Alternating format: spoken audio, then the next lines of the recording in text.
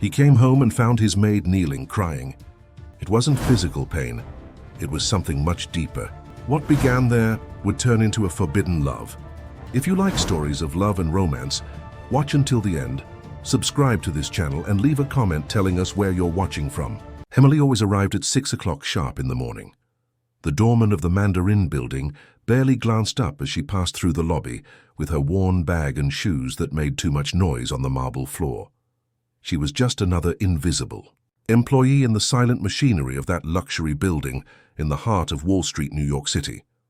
The penthouse 511 had been her world for 2 years, 53 floors above the urban chaos, where the silence was so dense it hurt her ears. Emily knew every corner of that immense apartment, the furniture covered with expensive fabrics, the artwork that cost more than she would earn in 10 lifetimes, and especially the emptiness that lingered in every room like a ghostly presence. Nathan Crawford was a name she saw printed in magazines left on the living room table. An oil business tycoon, heir to a fortune built on obscure deals, an enigmatic figure who appeared at social events always alone, with a formal smile that never reached his eyes. To Emily, he was merely a shadow. Photographs in heavy frames, a woody cologne that lingered in the air even when he was absent for weeks, and traces of a life lived in the shadows. On that March morning, the rain beat against the enormous windows with an almost musical violence. Emily had arrived earlier than usual, carrying a weight in her chest that she couldn't name. It was always like this when certain dates approached. March, the month when everything had collapsed in her life, 16 years ago. She walked through the corridors of the penthouse with bare feet, a small freedom she allowed herself when she was certain she was alone. The heated floor contrasted with the cold she felt inside, that feeling of always being out of place, always hidden, always running from something that never completely abandoned her. It happened in the library. Emily was dusting the shelves when her eyes fixed on the grand piano covered by a white sheet. She didn't know why, but at that moment, something inside her broke like a dam yielding to the pressure of accumulated water. The tears came without warning, silent and abundant, carrying years of compressed pain, constant fear, and a loneliness she carried like a second skin. She knelt on the floor, her hands trembling as she tried to contain her sobs.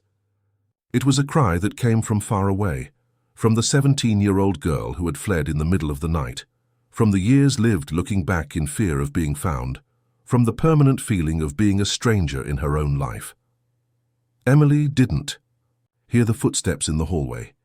She didn't notice when the library door slowly opened. She only became aware that she was no longer alone when a shadow was cast on the floor in front of her. Nathan Crawford stood there, a few meters away, and for the first time in 2 years, Emily truly saw him. He wasn't the imposing figure from the photographs, nor the rich ghost who inhabited her imagination. He was a man of tired appearance, with graying hair at the temples, dark eyes that seemed to carry their own ghosts. He wore a wrinkled suit, as if he had slept in it, and there was something in his face that Emily recognized immediately, familiarity with pain. They looked at each other in silence for long seconds.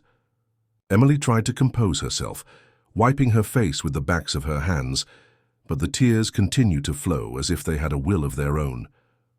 Nathan moved slowly, taking a handkerchief from his jacket pocket and extending it toward her, maintaining a respectful distance. Emily shook her head, refusing, not out of pride, but because she had learned from a very young age that accepting anything from a man could have a price she wasn't willing to pay. Nathan understood. He put away the handkerchief and, to her surprise, sat on the floor, leaning, his back against the bookcase a few meters away. Neither of them spoke. The rain continued to beat against the windows, creating a melancholic soundtrack for that unlikely encounter. Emily felt exposed, vulnerable, but at the same time there was something strangely comforting in the silent presence of this man who didn't ask questions, didn't offer empty words of consolation, simply shared the space and time with her. When she finally managed to stop crying, Emily got up slowly. Nathan remained seated, looking at his own hands. She passed by him without saying anything, but when she reached the door, she heard his voice for the first time. It was deeper than she had imagined, with an almost imperceptible accent that revealed origins he preferred to forget. "I'm sorry," he said, still not looking at her, "for interrupting." Emily stopped in the doorway, her heart beating erratically. She wanted to say that he hadn't interrupted anything, that his presence had been strangely comforting, that it had been a long time since someone had treated her with such gentleness. But the words didn't come. Instead, she just nodded slightly and left. That night, Emily couldn't sleep. She relived every second of that encounter, trying to decipher what had happened. For the first time in years, she had felt seen.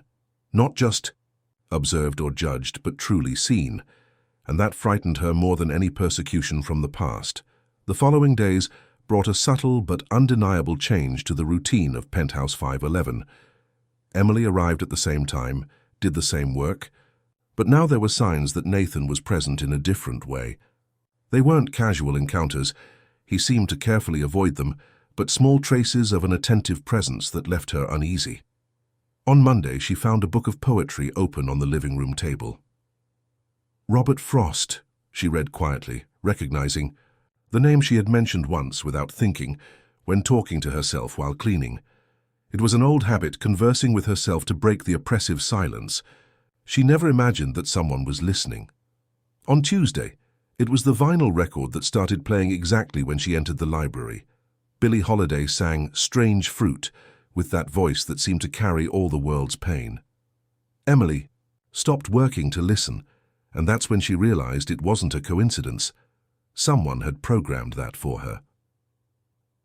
On Wednesday, the note appeared discreetly stuck to the guest bathroom mirror. "Do you like jasmine tea?" was written in an elegant masculine handwriting.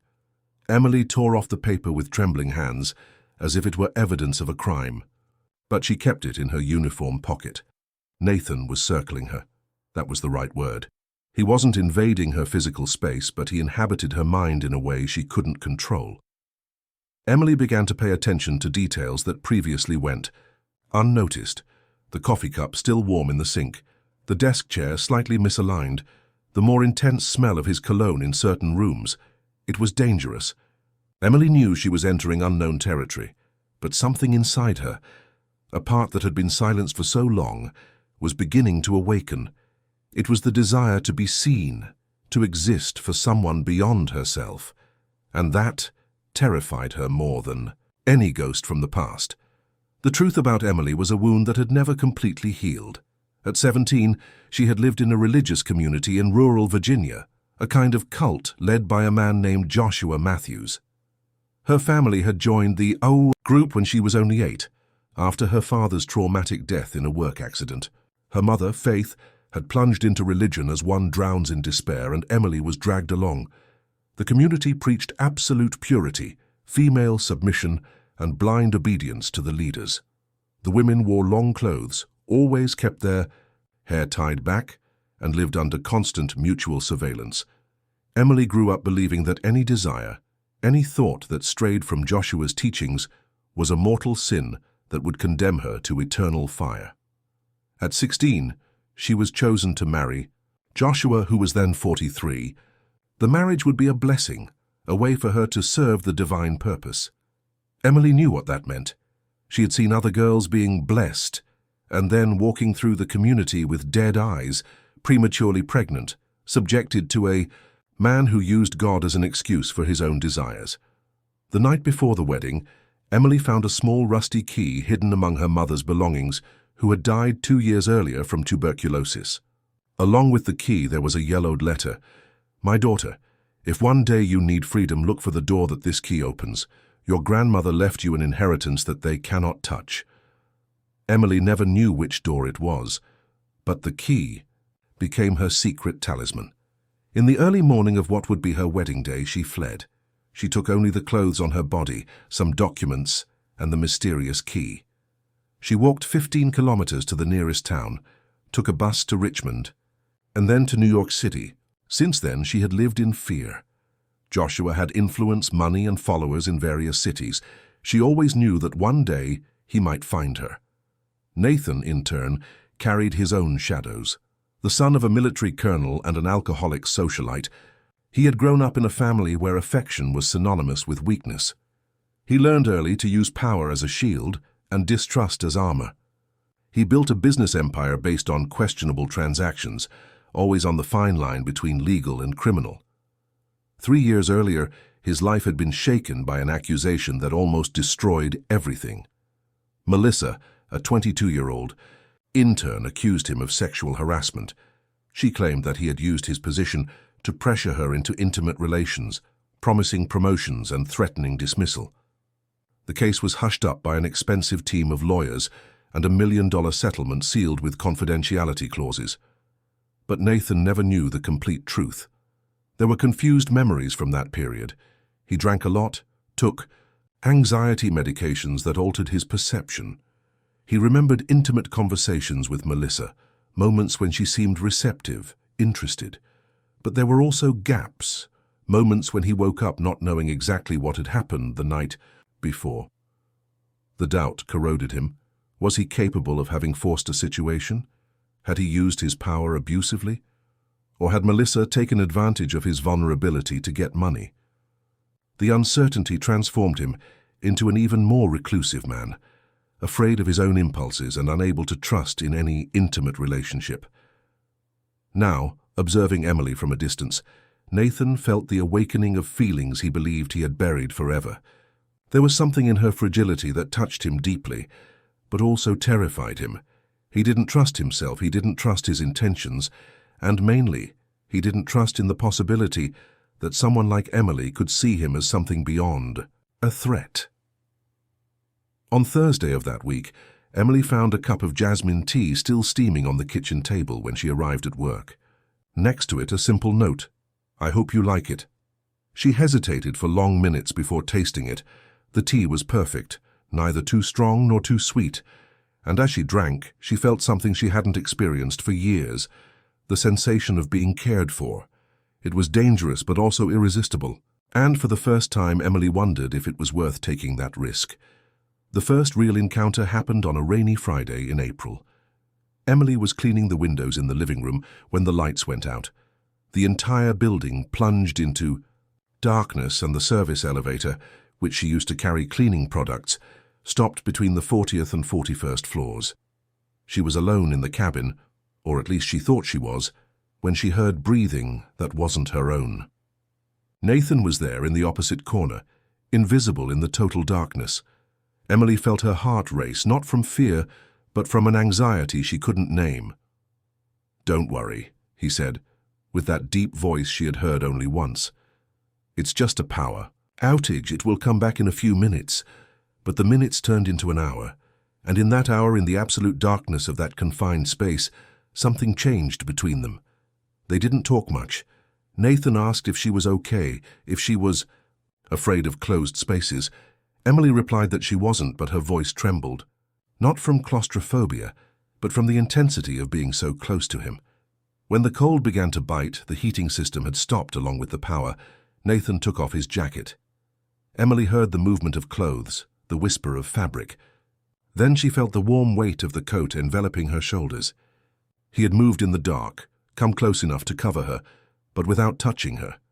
It was an almost religious care, full of reverence and restraint. Emily pulled the jacket against her body. It was impregnated with his scent, sandalwood, tobacco, and something indefinable that seemed like pure masculinity. For the first time in years, she felt small and protected, instead of small and vulnerable. It was a dangerous and addictive sensation. "You don't need to be afraid of me," said Nathan in the darkness, as if he had read her thoughts. "I know I'm a stranger to you, an employer. I know this may seem inappropriate." Emily wanted to respond that she wasn't afraid of him, but that would be a lie. She was afraid, yes. Not of him, but of what she felt when she was near him. Afraid of her own need for affection that grew inside her, like a plant seeking light. When the power came back and the elevator finally moved, they didn't look at each other directly. Emily returned the jacket in silence, but her hands trembled when Nathan's fingers brushed against hers during the exchange. It was an accidental touch, but it burned like electricity. From that day on, the encounters became less casual and more inevitable. Nathan began to appear at times that coincided with her work. He didn't talk much, but he was present. He read in the living room while she cleaned the library. He drank coffee in the kitchen while she organized the pantry. Always respecting a safe distance, but creating a silent intimacy that neither of them knew how to interpret. It was on one of these mornings that Emily made a mistake that would change everything.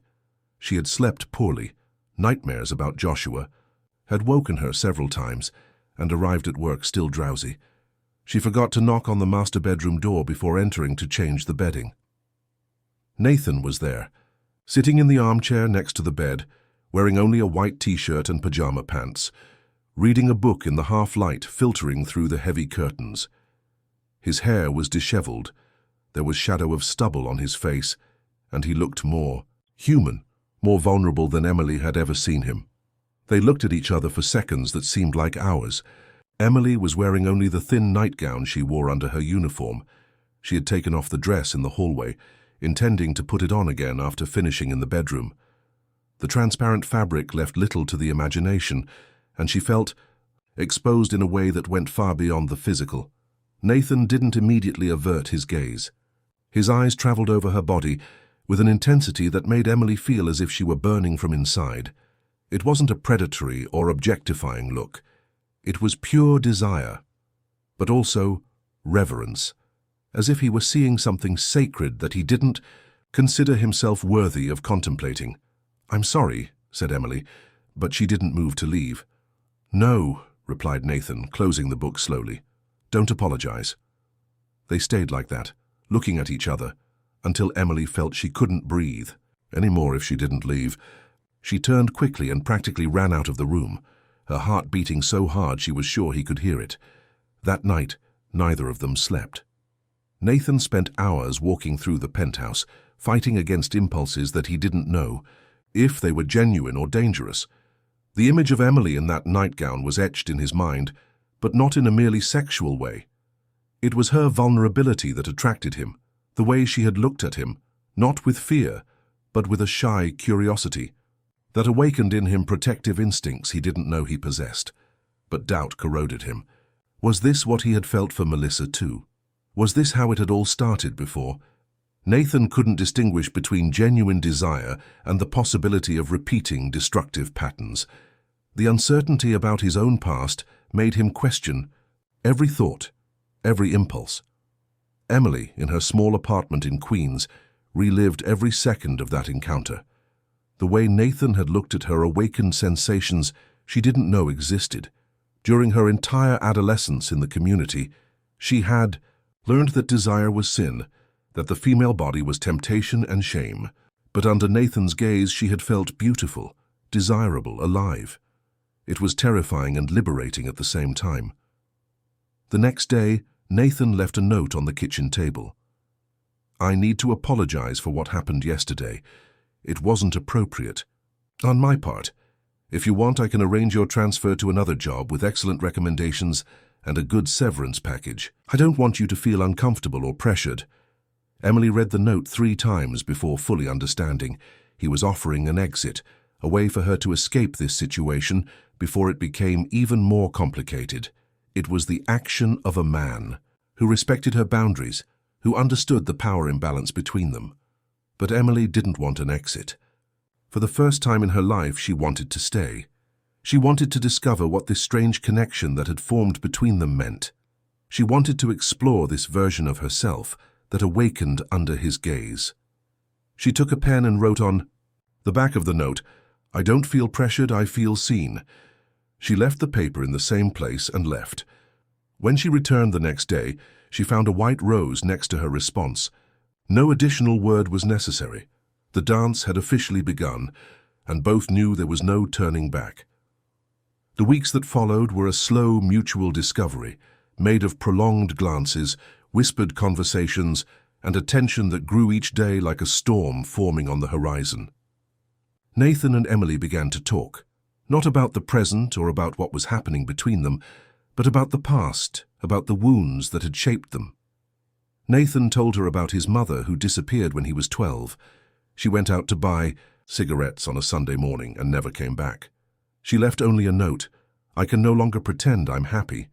He grew up believing that women were volatile creatures, capable of loving and abandoning with the same ease. He became a man who controlled everything around him to avoid being surprised again. Emily in turn spoke about her childhood in the religious community, about how she had learned to distrust her own desires, to see the body as a source of sin and temptation. She told him about Joshua, about the arranged marriage, about the desperate flight in the early morning that changed her life forever. She showed him the rusty key she wore around her neck, the last memento of a mother who died, without being able to protect her. "I never knew what door it opened," said Emily, nervously playing with the small metal object. "My mother spoke of an inheritance, something that the community could not touch, but I never discovered what it was." Nathan studied the key with attention. There was something familiar about it, but he couldn't identify what. "Maybe it's a drawer, a small safe," he suggested. "Your mother or your grandmother might have hidden important documents, money, jewelry." "Maybe," agreed Emily, but there was skepticism in her voice. "Or maybe it was just a hope she wanted to give me. Promise of freedom that didn't really exist." It was in these conversations that a different intimacy was born between them. It wasn't just physical attraction, although that was always present, pulsing beneath the surface of each interaction. It was recognition. Two people deeply wounded by life who found in each other an understanding that no one else could offer. Nathan began to write again, something he hadn't done since adolescence. Small texts inspired by the things Emily said, by the way she saw the world. She had a unique perspective on beauty. She could find poetry in simple things like the morning light hitting the kitchen floor or the sound of rain against the windows. It was as if, after years of emotional deprivation, she had developed an acute sensitivity to everything that represented life and freedom. Emily, in turn, began to play the piano. The instrument had been there for years, covered and silent. But one afternoon, while Nathan worked in the office, she removed the sheet and tried the keys. She didn't know how to play, she had never learned, but her fingers found instinctive melodies, dissonant but beautiful in their emotional rawness. When Nathan heard the music, he stopped everything he was doing. It was the song his mother used to hum while cooking, in those rare moments when she seemed genuinely happy. Emily couldn't know this, but somehow she was playing the soundtrack of the only authentic happiness he remembered having experienced in childhood. He went down to the library and stood at the door, observing Emily at the piano. She played with closed eyes, completely surrendered to the music, and there was an expression of peace on her face that Nathan had never seen before. When she finished and opened her eyes, he was crying. "It was my mother's music," he said, his voice breaking. "How did you know?" Emily stood up slowly, confused. "I didn't know. I just felt it was the right music." They looked at each other. Across the room, and for the first time, the respectful distance they always maintained seemed cruel and unnecessary. Nathan took a step toward her. Emily didn't back away. He took another step. She remained motionless, but her lips parted, as if she were ready to say something or to be kissed. Nathan stopped a meter away. "Emily," he said, and there was a plea in his voice. "I don't know if what I'm feeling is right. I don't know if I can trust myself." "Then trust me," she replied, surprising both of them with her courage. That's when the phone rang. The strident sound broke the moment like shattering glass. Nathan answered automatically, still looking at Emily. It was his assistant informing him about an urgent meeting he had forgotten. He needed to leave immediately. When he hung up, Emily had already moved away. The magic of the moment had dissipated, and she seemed embarrassed by her own boldness. "I have to go," said Nathan, genuinely frustrated. "I know," replied Emily. "Go." But when he reached the door, she called him. "Nathan?" He turned around. "The music I played, I dreamed about it last night. In the dream, a woman was singing it to a small boy. She had dark hair and sad eyes. She said that one day she would return to find him." Nathan felt the world spin around him. His mother had exactly that description. How could Emily know? "Maybe she has returned," said Emily softly. Maybe she is trying to reach you in a different way." Nathan left the penthouse disturbed and confused. Emily was messing with areas of his life that he had locked away for decades. She was awakening hopes he had buried, making him question truths upon which he had built his entire adult personality. That night, alone in the penthouse, Nathan had stayed at the company until late. Emily returned to the piano. She played the same music, but this time added variations as if she were conversing with the memory of the woman from the dream. She didn't know that Nathan had returned and was outside the library listening. She didn't know that he had decided to investigate the history of the key she wore around her neck.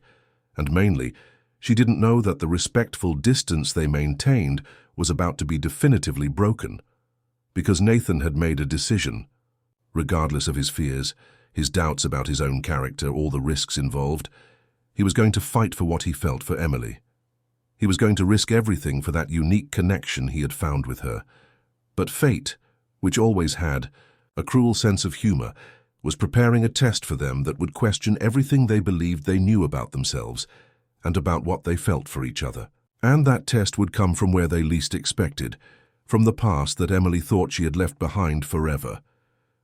The discovery came on a sunny Tuesday in May, when Nathan decided to use his contacts to investigate Emily's past. Not out of distrust, but out of love. He wanted to better understand the woman who had awakened in him feelings he believed were impossible. He wanted to help her discover the mystery of the rusty key, and, secretly, he wanted to make sure she was safe. The Timony report arrived in his hands in a discreet folder, delivered by a private investigator, who had already worked for him on business matters. Nathan opened the document in his office, expecting to find details about the religious community. Perhaps information about the mysterious inheritance left by Emily's grandmother. What he found was much worse. The first photo showed Joshua Matthews, the leader of the community, but he didn't appear alone. He was next to a man Nathan knew very well, his own uncle, August Crawford, his father's brother. The second photo showed the two in business meetings, documents being signed, handshakes in elegant offices. Nathan read with growing horror. Joshua wasn't just a religious fanatic. He was also a money launderer who used the community as a front for illegal financial operations. And August Crawford, the man who had helped Nathan build his business empire, was his main business partner. But the worst was yet to come. In the following pages, Nathan discovered that Emily hadn't simply fled the community. She had been sold.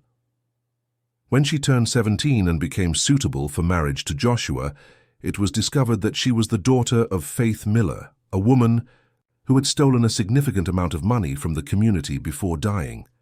The debt had been transferred to Emily, and her marriage to Joshua would be the way to pay it off. Emily wasn't a romantic fugitive in search of freedom. She was a modern slave who had managed to escape a human transaction. And Nathan, without knowing, was part of the system that had oppressed her. The money he used to maintain his luxurious lifestyle, to pay for the apartment where Emily worked, came partially from the dirty business of his uncle with men like Joshua Matthews. Nathan closed the folder with trembling hands. He felt dirty, complicit, unworthy of any affection Emily might feel for him. How could he look her in the eyes knowing that, indirectly, he had profited from her suffering and that of other women like her? That afternoon, when Emily arrived for work, she found Nathan different. He was sitting in the living room, his face pale, looking out the window with a devastated expression. There was an open folder on the coffee table, and Emily recognized her own photo in some of the scattered documents. "What is this?" she asked, her heart already racing with the intuition that something terrible was happening. Nathan turned to her, and Emily saw in his eyes a pain that she didn't know if it was his or for her. "I discovered about your past," he said with a hoarse voice. "About Joshua, about what really happened." Emily felt the floor open beneath her feet.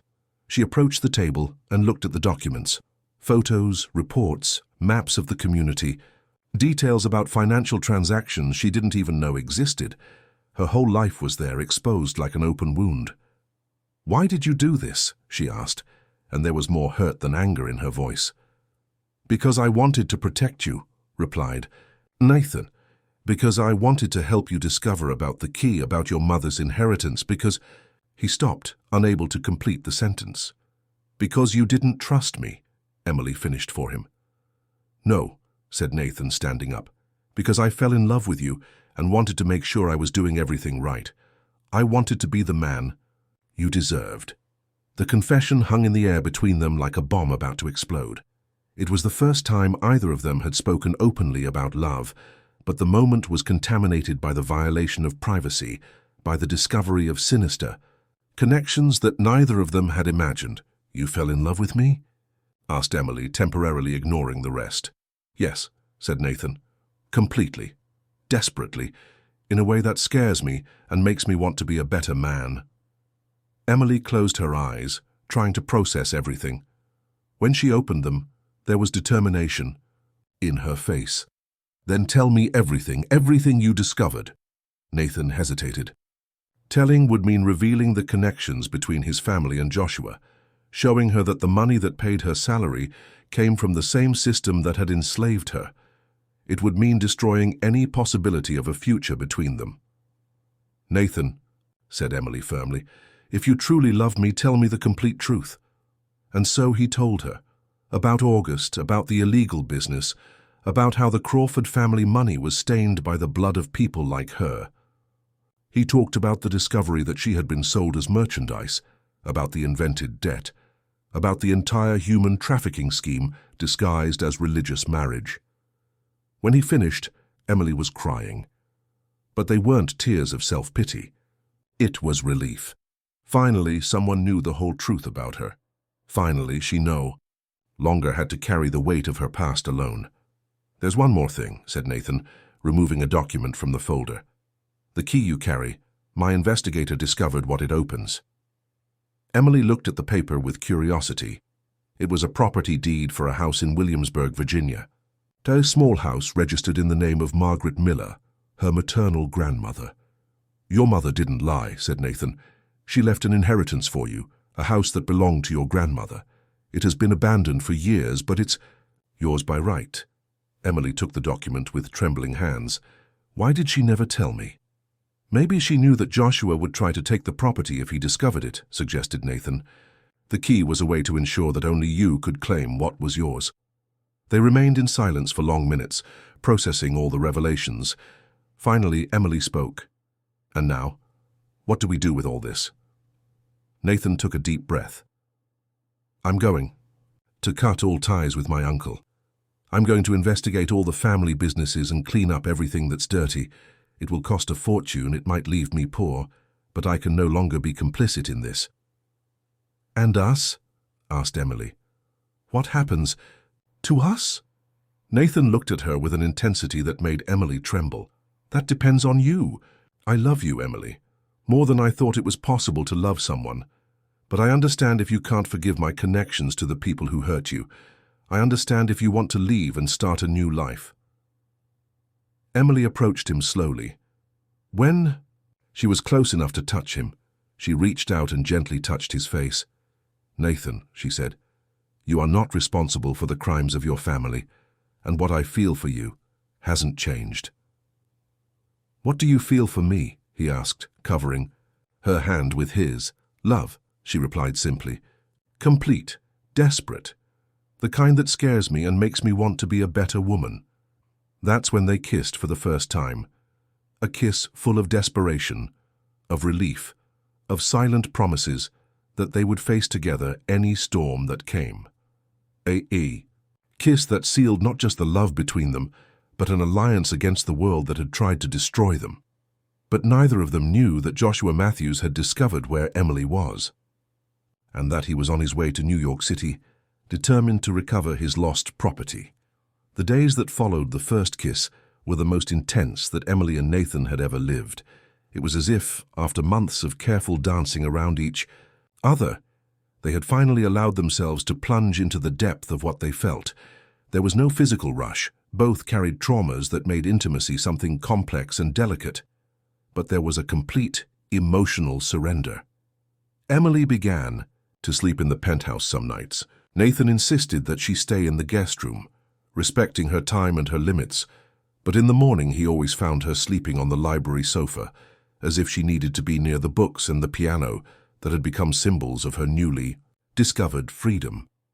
Nathan fulfilled his promise to clean up the family business.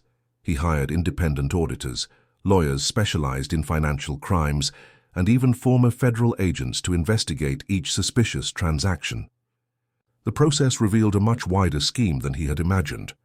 August Crawford not only laundered money for religious communities like Joshua's, but also financed human trafficking operations in various states. The decision to denounce his own uncle was the most difficult of Nathan's life. August had been a father figure after his father died, had helped him build the business empire he owned. But when Nathan saw the photos of other girls like Emily, some even younger, sold for marriages to old men, he knew there was no choice. The key. Complaint was made on a Thursday. On Friday, August Crawford was arrested in an operation that involved the FBI and the Attorney General's office. The newspaper headlines screamed about the scandal involving one of the country's richest families. Nathan saw his reputation torn apart, his business questioned, his life turned upside down. Emily stood by him through it all. When reporters surrounded the building, she held his hand during the interviews. When partners demanded his resignation from the company presidency, she was in the meeting room, silent but present. When the company's shares plummeted and Nathan lost more than 2/3 of his fortune in a week, she said only, "Money can be rebuilt, character cannot." It was during this time that Emily began to receive the letters. The first arrived on our Saturday without a return address, discreetly left at the building's reception. It was written in a handwriting that she recognized immediately, the same one she had seen in sermons and decrees throughout her adolescence. Joshua had found her sad, "My lost daughter," the letter said. "I know you have been seduced by the sinful world, but there is still time for salvation. Come back home, come back to me, come back to God. The marriage is still on, I can still forgive your sins." Emily showed the letter to Nathan, who immediately hired personal security. But the letters kept coming, one per day, each time more, threatening, each time more explicit about the punishments awaiting Emily if she didn't return voluntarily. "He can't force me to do anything," said Emily, trying to sound braver than she felt. "I am of legal age. I have rights." "Joshua doesn't care about laws," replied Nathan, who had learned a lot about the man during his investigations. "He has fanatical followers, dirty money, and influence in places you can't even imagine. We need to be very careful." The tension culminated on a rainy Monday in June. Emily was leaving the building to go shopping when a black car stopped on the sidewalk. Two men got out, dressed in dark suits with somber expressions that she immediately recognized. They were security guards from the community, the same ones who patrolled the houses of the blessed families to ensure that women didn't escape. Emily didn't run. She had learned during all those years of fear that running only made the capture more violent. Instead, she stood still, looking directly at the men, trying to demonstrate a courage she didn't feel. "Emily Miller," said the taller of the two. "Pastor Joshua is here. He wants to see you."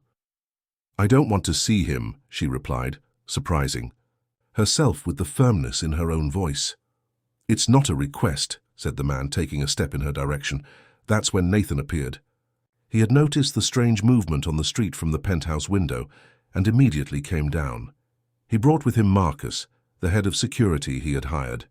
An ex-military man with an even more intimidating appearance than Joshua's. "Men, is there a problem here?" asked Nathan, placing himself between Emily and the two men. "No problem, sir," replied the taller one. "Just a family matter to resolve." "Emily has no family here," said Nathan. "Only people who threaten her." The man smiled, but there was no humor in his eyes. "You must be Nathan Crawford. Pastor Joshua would like to meet you too. He has an interesting business proposal." Emily felt her blood freeze. Joshua had discovered about her relationship with Nathan and planned to use this to his advantage. She knew the religious leader's tactics well. He always found ways to turn any situation to his own advantage. "Tell your pastor that I don't do business with human traffickers," said Nathan, with a coldness Emily had never seen in him. The men's expression changed instantly. The shorter one brought his hand to his jacket, where there was probably a gun.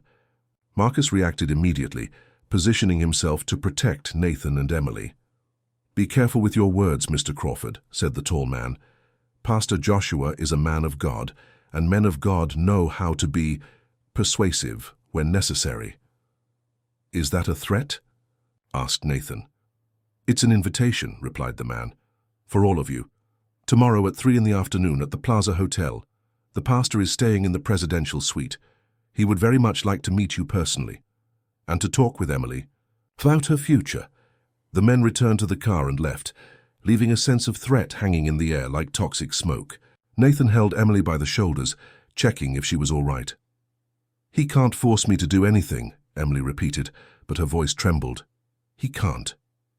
"He can't," agreed Nathan, "but he can make our life hell if we're not smart." That night, they didn't sleep. They stayed awake, planning, talking about alternatives, trying to find a way to confront Joshua without putting Emily in danger. That's when Nathan made a proposal that would change everything. "I'll go to the meeting tomorrow," he said. "Alone." "No way," protested Emily.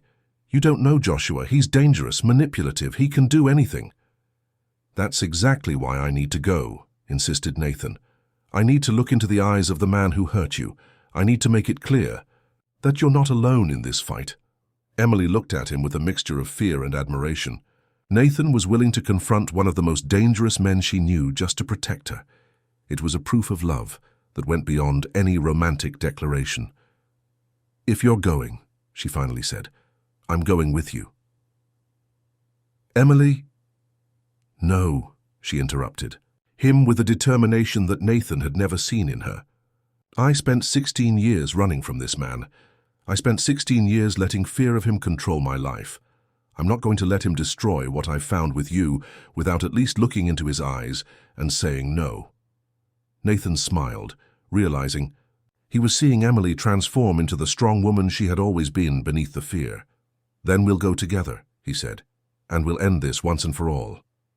But neither of them knew that Joshua Matthews hadn't come to New York City just to recover Emily. He had come to destroy Nathan, to break the man who had dared to denounce his business partners, and he had a plan that would involve blackmail, manipulation, and a revelation about Nathan's past that would threaten to destroy everything they had built together. The Plaza Hotel exuded luxury and tradition, but on that Tuesday afternoon it seemed more like a film noir setting. Emily and Nathan arrived exactly at 3 o'clock, accompanied by Marcus and 2 more security guards. The presidential suite was on the top floor, and the elevator ride seemed to last an eternity. Emily wore a simple but elegant dress and had her hair pulled back in a bun that revealed the small golden key around her neck. Nathan noticed she was trembling slightly, but her face was serene, determined. 16 years of fear were about to be confronted head-on. The suite door was opened by the same tall man who had approached them the day before. He led them to a spacious room with a view of the park, where Joshua Matthews awaited them sitting in a leather armchair, with a cup of tea in his hands and a smile that didn't reach his eyes. Emily had prepared herself to meet the man who haunted her nightmares, but the reality was even worse than she remembered.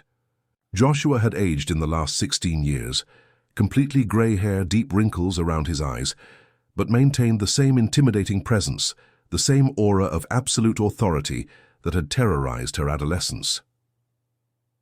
"My dear Emily," said Joshua, rising slowly, "how you've grown. You've become a beautiful woman." The tone was affectionate, almost paternal, but Emily knew that mask well. Beneath the apparent gentleness was possessiveness, control, the absolute certainty that she still belonged to him. "Pastor." "Joshua," replied Emily, forcing her voice to remain firm, "I thought I would never see you again." "God acts in mysterious ways, my child," said Joshua, sitting back down. "He showed me where you were, brought me here to save you from this path of perdition." Nathan took a step forward, placing himself slightly in front of Emily.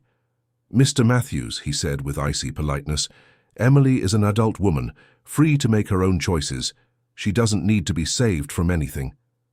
Joshua looked at Nathan with interest, like a predator studying new prey. Ah, the famous Nathan Crawford. I read about you in the newspapers. What a sad thing, isn't it? Seeing a respectable family destroyed by unfounded accusations. The accusations weren't unfounded, replied Nathan. My uncle was involved in serious crimes, including business with you. Joshua laughed, a sound that had nothing of joy. Business? I prefer to call it a mission. We save lost girls, offer them home, family, purpose. It's a work of charity, Mr. Crawford. By selling them into forced marriages, questioned Nathan. By providing them with blessed marriages, corrected Joshua, with men of faith who can guide them on the path of righteousness. Emily could no longer contain herself. Blessed marriages, she exploded. You were going to sell me to yourself. You were going to force me to be your wife when I was still a child. Joshua looked at her with false sadness. Emily, my dear, I see that the world has corrupted you more than I imagined. What language is this? What accusations are these against a man of God? A man of God doesn't traffic people, said Emily, surprising herself with her own courage. Be careful with your words, my child, said Joshua, and for the first time his gentle mask slipped, revealing a flash of the cruelty Emily knew well. Defamation is a serious crime. That's when Nathan realized they had fallen into a trap. Joshua hadn't come just to recover Emily. He had come to destroy him, and Emily was just the bait. Actually, continued Joshua, relaxing again in the armchair, I came here to make a business proposal, Mr. Crawford, a proposal that could benefit all of us. I'm not interested, said Nathan immediately. Ah, but you should be, replied Joshua, removing an envelope from inside his jacket, especially considering what I discovered about your recent past. Nathan felt his stomach contract. There was something in Joshua's tone that deeply alarmed him. Melissa Santos, said Joshua, opening the envelope and removing some photographs. Young, beautiful, vulnerable. She worked for you a few years ago, didn't she? The photographs showed Melissa entering and leaving the commercial building where Nathan's company offices were located. But there were other photos too. Melissa crying at a police station, Melissa signing documents in a law office, Melissa receiving a voluminous envelope from a man in a suit. What do you want? Asked Nathan with a tense voice. Justice, replied Joshua. Melissa came to me a few months ago. She told me the whole story about how you abused your position to force her into intimate situations, how you threatened her when she tried to resist, how she was forced to accept dirty money to keep quiet about crimes she didn't commit. Emily looked at Nathan, confused. He had mentioned Melissa's accusation, but always with doubts, always questioning his own version of the facts. Now, seeing the photos, she began to wonder if there was more to the story than Nathan had told. That's a lie, said Nathan, but his voice sounded less convinced than he intended. Is it? Asked Joshua, removing more documents from the envelope. Then how? Do you explain these emails, these text messages, this medical report showing that Melissa needed psychological treatment after what she went through? Nathan looked at the documents and felt the world spin. They were emails he didn't remember sending, messages that seemed threatening, reports that seemed authentic. But something was wrong. The dates didn't match, the tone wasn't his. There were inconsistencies that only someone who knew him well would notice. These documents are fake, he said, but even to his own ears it sounded like desperation. Are they? Asked Joshua, smiling. Melissa is ready to testify. She has evidence, proof, documents. She's willing to go to the press, to justice, to any place necessary for the truth to be known. Emily felt the floor open beneath her feet. She looked at Nathan, trying to read in his eyes if there was any truth to the accusations. She wanted to believe him, but doubts began to infiltrate her mind like poison. What do you want, Joshua? Asked Nathan, realizing he was being blackmailed. It's simple, replied Joshua. I want Emily back. I want her to come back with me, voluntarily, to our community. In exchange, Melissa will forget everything that happened. The documents will disappear. Your reputation, what's left of it, will remain intact. Never, said Nathan immediately. The choice isn't yours, said Joshua, looking directly at Emily.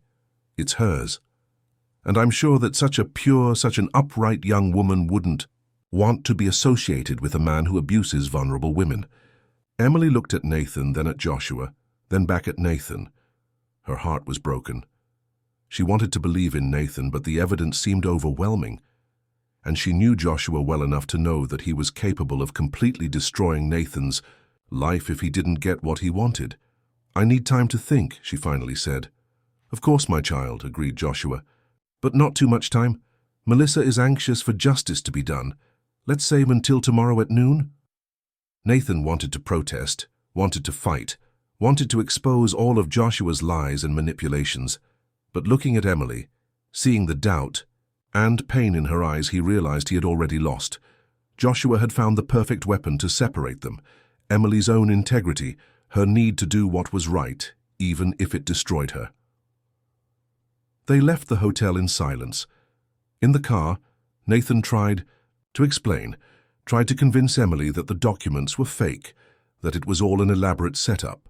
But she just listened without responding, lost in her own thoughts. That night, Emily didn't sleep in the penthouse. She returned to her apartment in Queens, saying she needed time to think.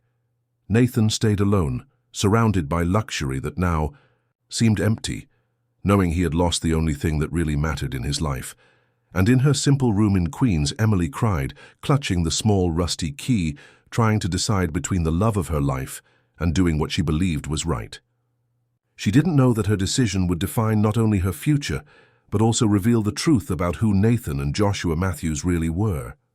Emily spent the longest night of her life sitting at the small window of her apartment, observing the sleeping city, while she struggled with the most difficult decision she had ever faced. The rusty key was in her hands, warmed by the heat of her nervous fingers, and for the first time in years she prayed, not to the cruel and vengeful God that Joshua preached, but to any higher power that could give her clarity. At 6 in the morning, she made a decision that surprised her. Instead of going directly to Nathan or to Joshua, she took a bus to Williamsburg. She needed to see the house her grandmother had left, needed to understand what kind of inheritance she carried, beyond the weight of the past. Something inside her said that the answer to the dilemma she faced might be in that forgotten place. The journey took 4 hours. Emily arrived in the small historic town when the sun was high, and she followed the address that Nathan had discovered. The house was on a cobblestone street, away from the tourist center. It was small, painted in faded blue, with a wooden porch that threatened to collapse and a garden overtaken by weeds. The rusty key fit perfectly in the old lock. The door creaked as it opened, revealing an interior that smelled of mold and abandoned memories. Emily walked through the empty rooms, trying to imagine the grandmother she had never known living there, trying to understand what kind of woman she had been. It was in the master bedroom that she found it. There was a loose board in the wooden floor, and when Emily lifted it, she discovered a small metal chest. Inside it, letters, dozens of letters written in a delicate handwriting, all addressed to "My dear granddaughter Emily." The grandmother had written to her for years, knowing she could never send the letters, knowing that perhaps Emily would never read them. But she had kept her memories, her advice, her wisdom there, and mainly she had kept the truth about the Miller family. Emily read with tears in her eyes about a grandmother who had been a teacher, who had fought for women's education in a time when that was almost revolutionary.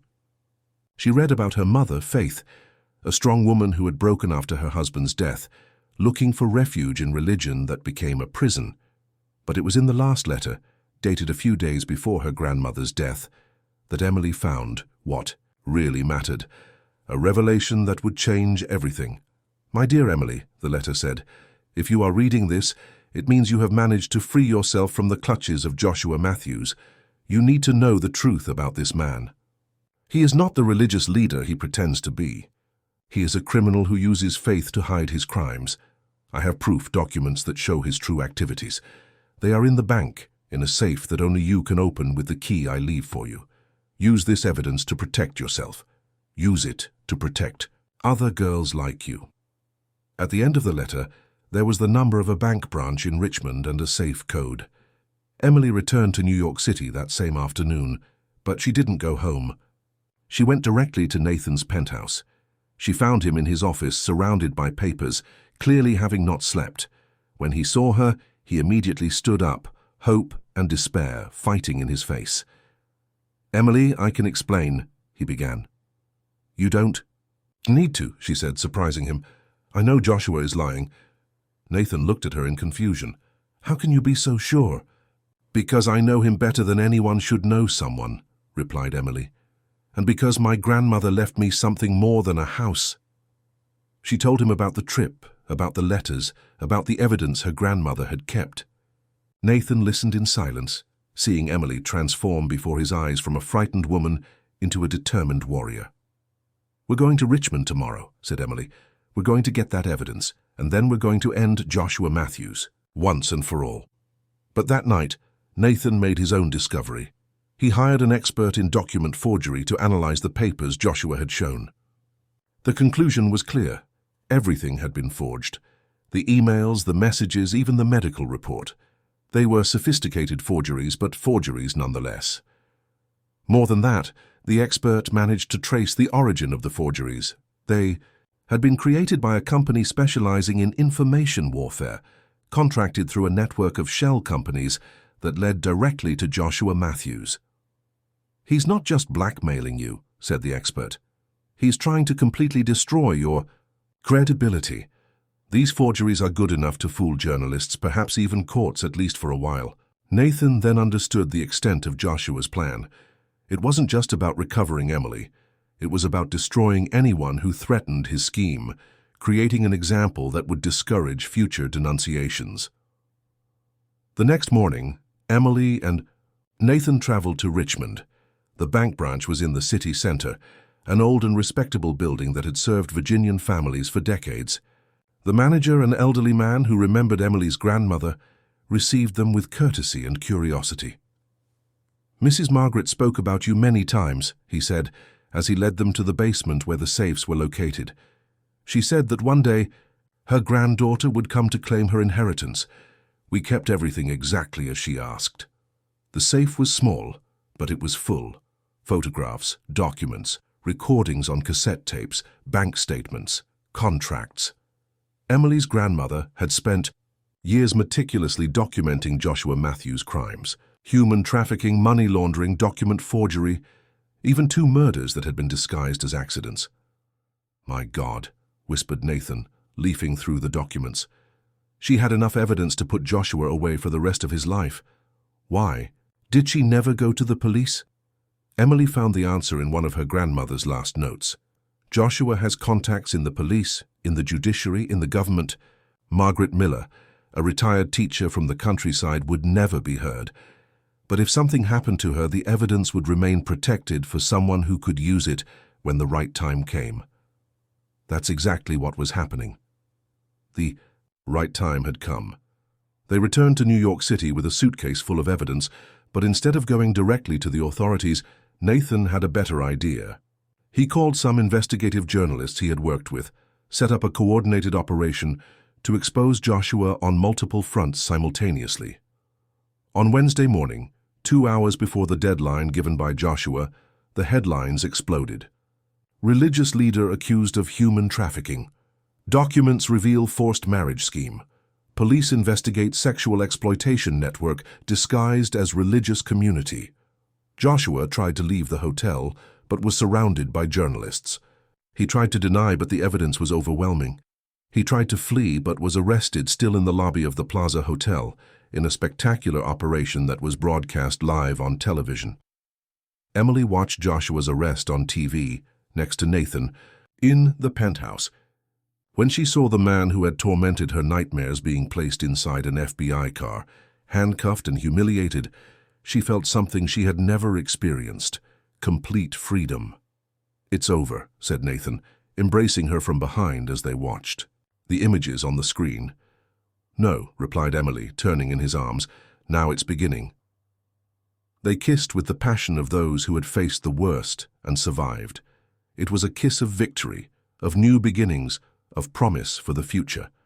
But mainly it was a kiss between 2 people who had learned that true love isn't just about beautiful feelings. It's about choosing to stand by someone when the whole world seems to be falling apart. That night, for the first time, Emily slept in Nathan's bed. And for the first time in their lives, both slept without nightmares, knowing they had defeated the demons of the past and built the solid foundations of a future together. But Emily and Nathan's story was just beginning. There was still an inheritance to be claimed, a life to be rebuilt, and a love to be lived in all its intensity. 3 months after Joshua Matthews' arrest, Emily and Nathan faced a new kind of challenge, learning to live without the ghosts of the past haunting every moment. Penthouse 511 had been transformed into a real home. Emily brought plants to the balcony, new books to the library, and her presence filled the empty spaces with life and warmth. Nathan had sold the company for a price far below market value, but free from the moral debts that tormented him. With the money that remained, he created a foundation to help women who had escaped situations of human trafficking and abuse. Emily became the director, using her personal experience to understand the needs of survivors in a way that no manual or course could teach. The work was difficult and emotionally draining. Each woman who sought help brought her own horror story, her own invisible scars. Emily saw reflections of herself in each frightened look, in each instinctive recoil when a man approached, in each night poorly slept because of nightmares that insisted on returning. But it was also redemptive. For the first time in her life, Emily felt that her pain had served a greater purpose. Each woman they managed to help rebuild her life, each girl they managed to save before it was too late, was a victory against all the Joshuas of the world. Nathan, in turn, discovered a vocation he never knew he possessed. He used his business knowledge and his connections to set up a support network that included lawyers, psychologists, doctors, and even private investigators willing to work pro bono. He transformed his thirst for power and control into a force for good. But not everything was work. They were also learning to be a normal couple. Nathan taught Emily to drive, and she taught him to cook Virginian dishes she had learned from her mother. He took her to museums and theaters she had never imagined she could attend, and she took him for walks in Central Park and popular markets, where he rediscovered the pleasure of simple things. The physical intimacy between them evolved slowly, respecting both their traumas. Nathan had developed a deep fear of repeating past mistakes, of crossing boundaries without realizing. Emily carried years of indoctrination about purity and sin that didn't disappear overnight. But love and mutual patience were stronger than any wound. The first time they made love was on a September night, when the rain gently beat against the penthouse windows. There was no rush, no desperate urgency. It was a mutual discovery, a gradual surrender, a silent celebration of two bodies that finally felt safe with each other. Emily cried afterward, but not from sadness. It was a cry of release, of finally understanding that intimacy could be something beautiful and sacred, far from the dirt and violence that Joshua had tried to associate with any manifestation of desire. Nathan also cried, but from gratitude. Emily had given him something he thought he had lost forever, the ability to trust himself, to believe he was capable of loving without hurting, of touching without destroying. It was around this time that Emily received an unexpected call. It was from Melissa Santos, the woman who had accused Nathan of harassment. She was in Washington, D.C., working as a parliamentary advisor, and had seen in the news about Joshua's arrest and the Foundation's work. "I need to speak with both of you," said Melissa on the phone. "In person. It's about what happened 3 years ago." Emily felt her stomach contract. This was the conversation that both knew would one day have to happen, but that they had pushed into the indefinite future. Melissa arrived in New York City on a gray Thursday in October. She was a beautiful, elegant woman, with the air of someone who had succeeded in life. But Emily, trained by months of work with trauma victims, recognized the signs, the way she avoided direct eye contact, how her hands trembled slightly when she spoke, how she always positioned herself near the door as if she needed an escape route. They met at the Foundation's office, neutral ground where Emily felt more comfortable. Nathan was visibly nervous, but determined to hear everything. Melissa had to say. "I was never raped by you," said Melissa without preamble, looking directly at Nathan. "But I also didn't lie about having been abused." The confession hung in the air like a bomb about to explode. Emily held Nathan's hand, feeling him tense beside her. "I don't understand," said Nathan. Melissa took a deep breath before continuing. "Do you remember how I was when I started working at the company? Young, inexperienced, desperate for approval?" Nathan nodded. "What you didn't know is that I was coming from an abusive relationship.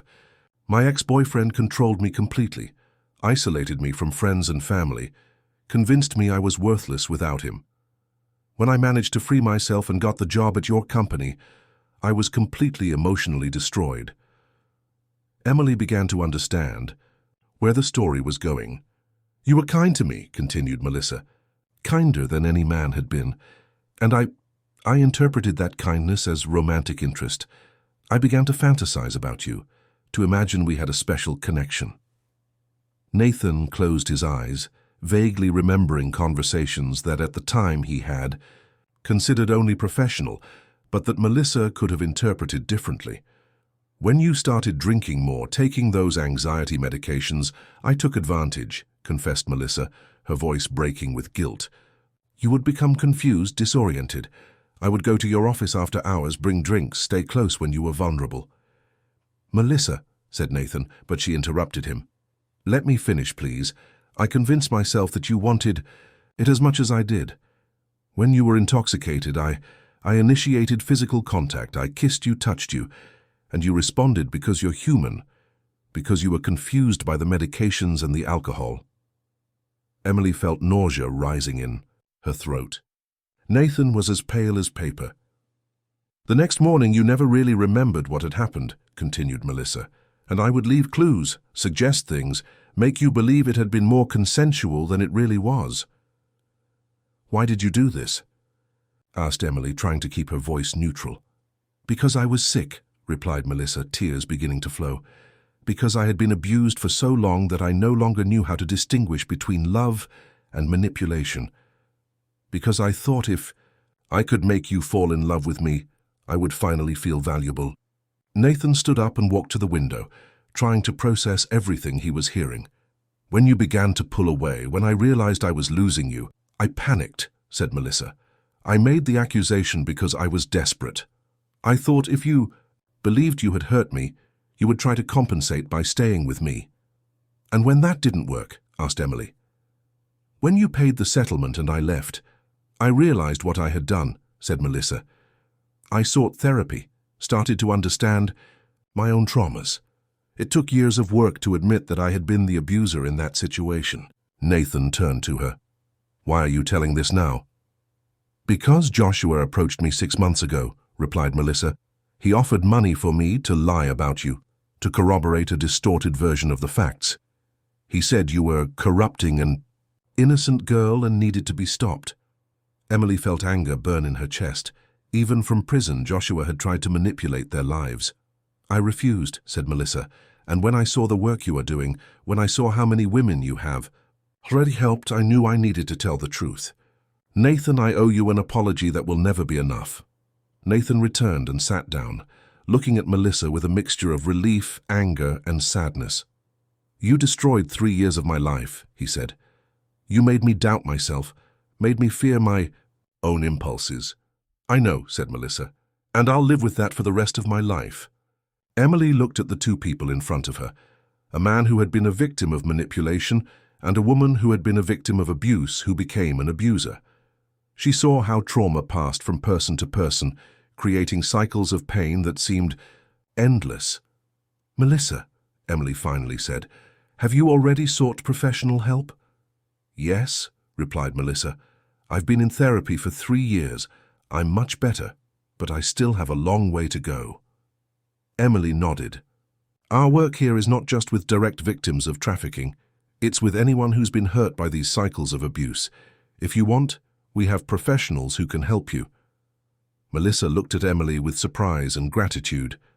"After everything I did, you would offer me help?" "Because that's what they taught me," replied Emily. that healing only comes when we break the cycles, when we choose love instead of vengeance.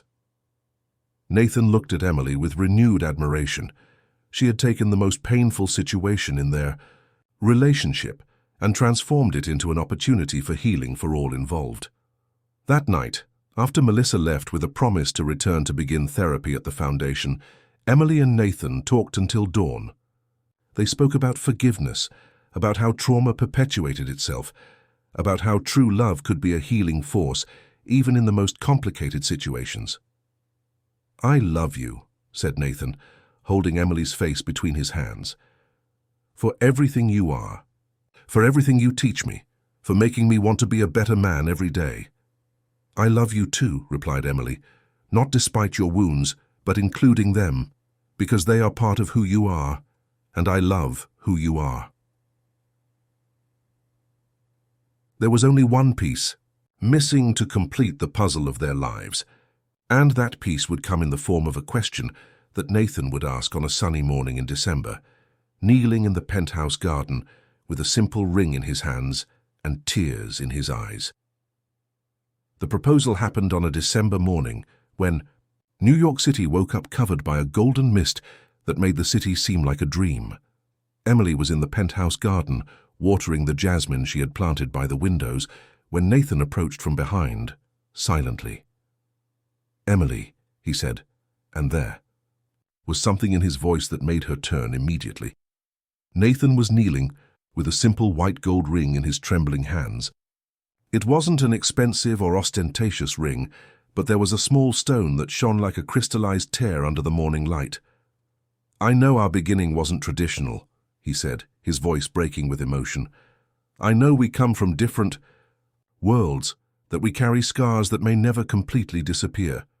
But I also know that I found in you something I thought was impossible, a love that heals instead of hurts, that strengthens instead of destroys." Emily let the watering can fall, her hands instinctively going to her heart that was beating erratically. "You taught me that vulnerability isn't weakness, that kindness isn't naivety, that it's possible to build something beautiful on the ruins of what we were," continued Nathan. "You taught me that true love isn't about possessing, but about liberating. It's not about completing someone, but about choosing to grow together." Tears were streaming down Emily's face, but they were tears of pure happiness. "Emily Miller, will you marry me?" asked Nathan. "Will you build a family with me? Will you grow old by my side, healing the world one person at a time?"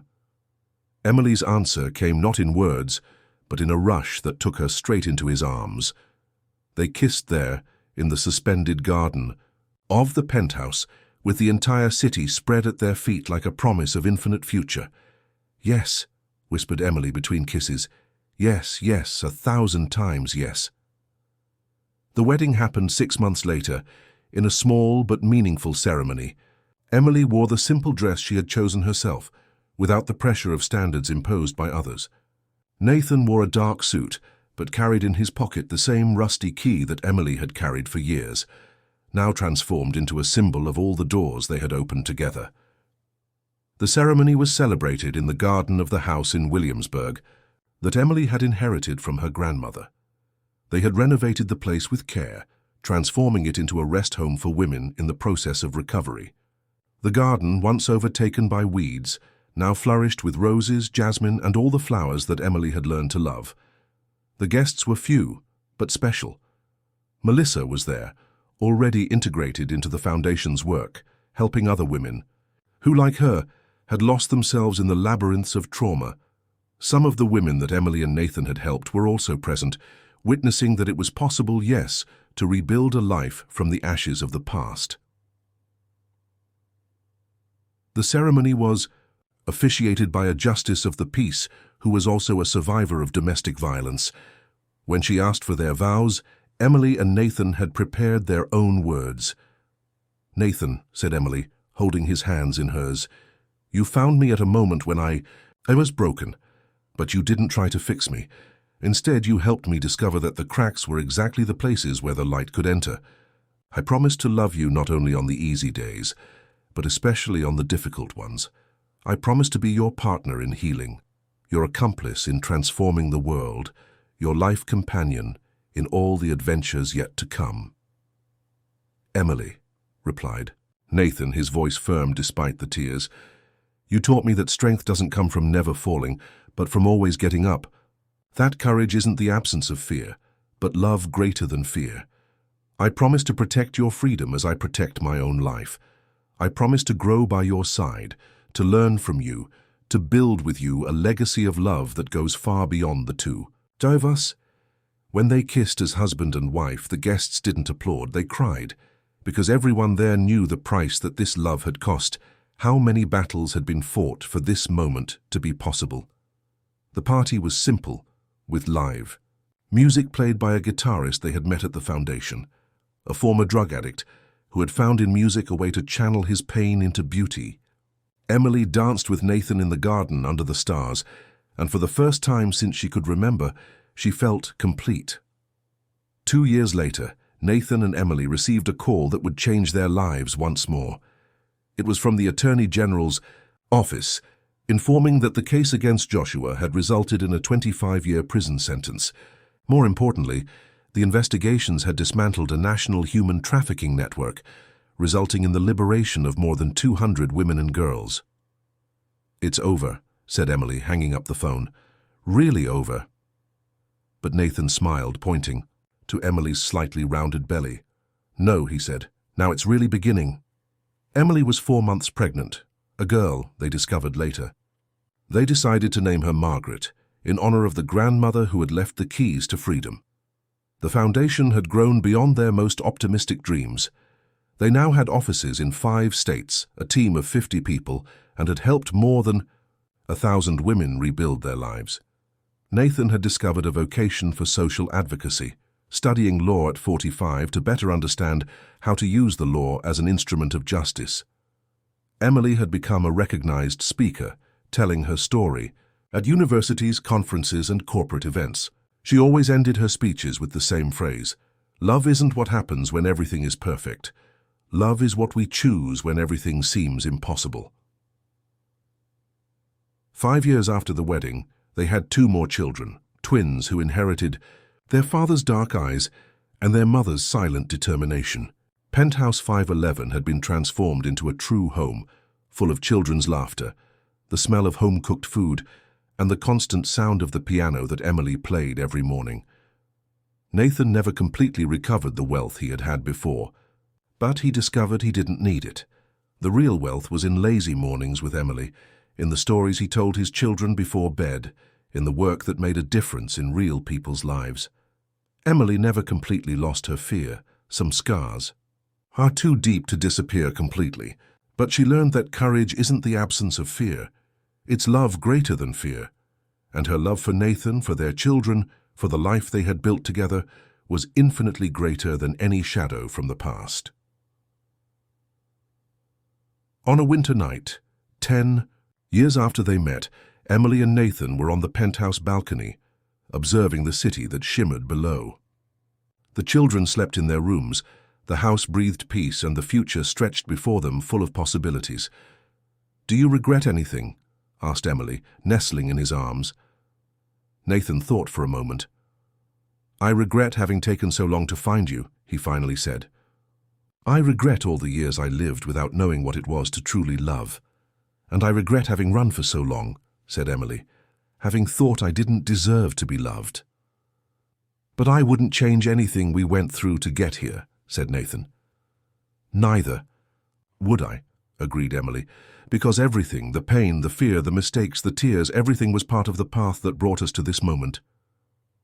They remained silent, contemplating the city that had been a witness to their story. Down there, in apartments and houses scattered throughout New York City, there were other Emilys finding their keys to freedom, other Nathans learning that vulnerability can be strength, other love stories being born from the ashes of trauma. Emily touched the small key she still wore around her neck, no longer rusty but polished by time and care. It had become a symbol of all the doors they had opened together: the door to truth, the door to healing, the door to forgiveness, the door to a love that transformed instead of destroyed. "I love you," she said, the words carrying the weight. Of all the years, all the tears, all the victories they had shared. "I love you too," replied Nathan. "Forever."